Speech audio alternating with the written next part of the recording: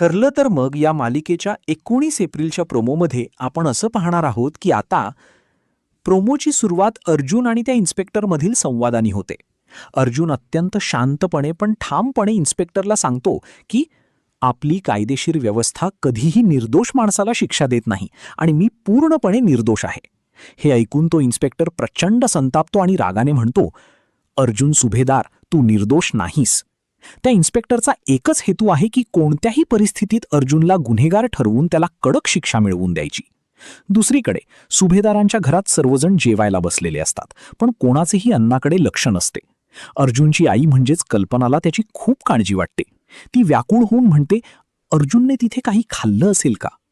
तेव्हा सायली आईंना धीर देते आणि म्हणते, आई, तुम्ही त्यांची अजिबात काळजी करू नका.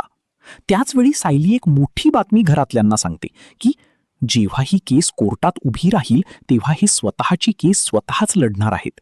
हे ऐकताच तिथे बसलेली प्रिया मात्र चांगलीच हादरते. अर्जुन स्वतः वकिली करणार म्हटल्यावर तिचे पितळ उघडे पडण्याची भीती तिला वाटू लागली आहे. तुरुंगात असूनही अर्जुन स्वस्थ बसलेला नाही. तो आपल्या केसचा बारकाईने अभ्यास करत आहे. त्याच्या मनात काही प्रश्न उपस्थित होतात. ज्यावेळी मी आणि सायली आईस्क्रीम खायला गेलो होतो तेव्हा नेमकी प्रिया कुठे होती? शांता कुठे होती?